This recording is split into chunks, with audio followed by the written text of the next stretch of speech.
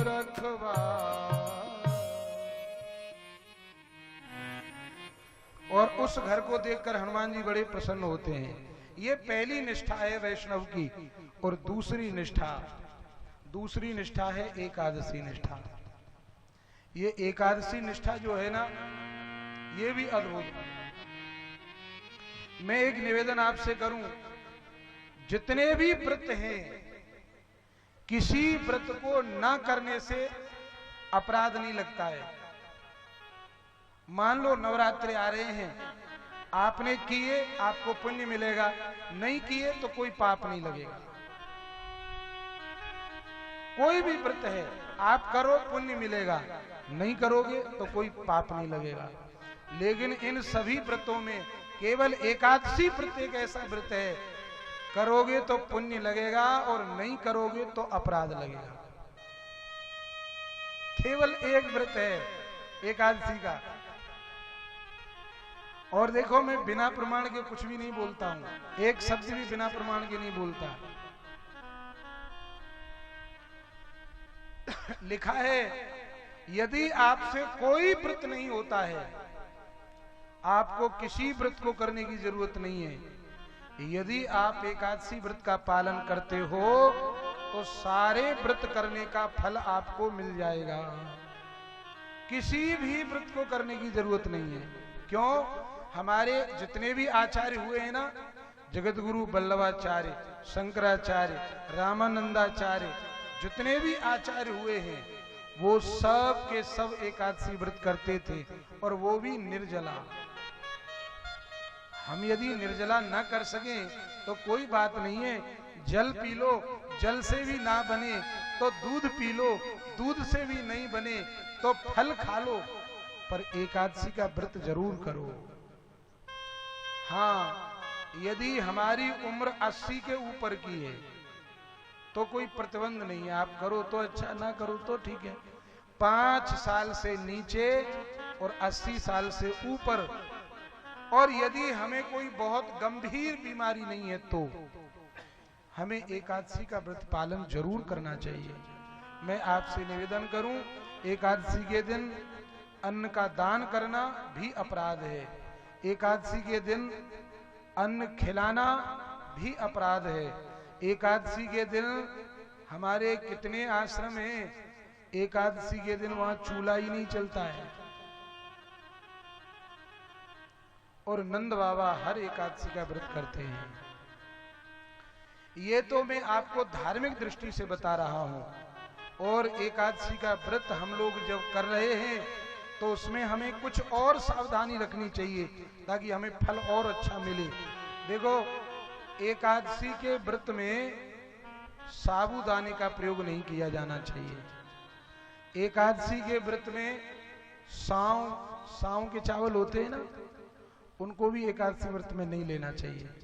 पहले हम भी लेते थे, लेकिन एक बार वृंदावन में हमारे अयोध्या के जो छावनी के बाबा हैं, नित्य गोपाल दास बाबा, उनके एक बार मुख से हमने सुना कि 7 प्रकार के धान्यों में ये जो साव होता है ना, ये भी एक प्रकार का अन्न है। 7 धान्यों में इसकी भी गिनती की जाती है। यदि आप अल्पाहार ले रहे हो तो आप ले सकते हो, लेकिन एकादशी के दिन इसका निषेध है। एकादशी वाले दिन साबूदाना, साव, लाल मिर्च ये हमें नहीं लेनी चाहिए।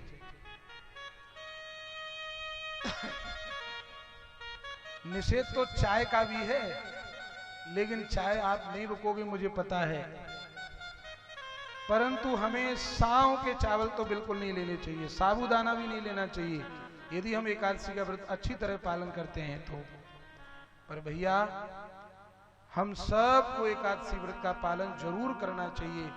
कई बार ये भ्रांति लोगों के भीतर फैल गई है कि एकादशी व्रत का उद्यापन करने के बाद में फिर व्रत नहीं करना चाहिए, लेकिन ऐसा कहीं भी कोई प्रमाण नहीं मिला है कि एकादशी व्रत का उद्यापन का मतलब अलग है।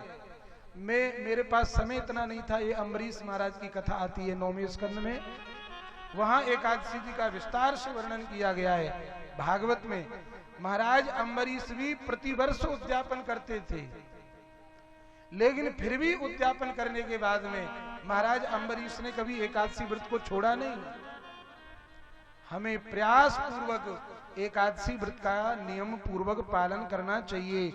एकादशी व्रत का मतलब समझते हो ना, 11 इसके व्रत को हमें पालन करना चाहिए। ये स्वास्थ्य की दृष्टि से तो अच्छा है ही, धार्मिक दृष्टि से तो अच्छा है, लेकिन स्वास्थ्य की दृष्टि से भी बहुत बढ़िया है। 15 दिन में एक बार आती है और महीने में 2 बार आती है। 15 दिन में एक बार आप कुछ ऐसा लो, फल खा लीजिए, दूध पी लीजिए। प्रयास ये करो कि हम ऐसा लें जो कच्चा हो, उसको उबाला ना गया हो, पकाया ना गया हो, उसे तेल में उबाला, तेल में तला ना गया हो।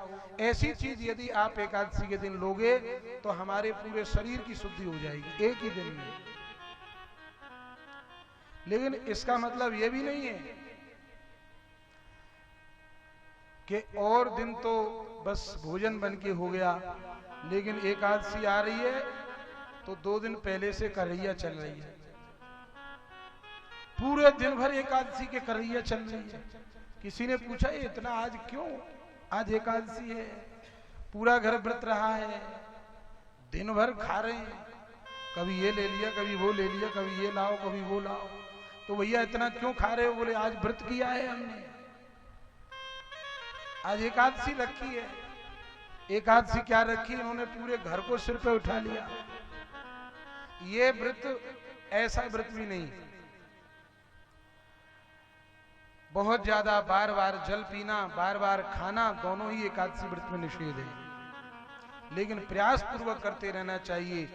एकादशी व्रत करने वाला व्यक्ति, उसे कभी यमलोक के दर्शन नहीं होते हैं। बोलिए एकादशी महारानी की। ये दूसरी निष्ठा।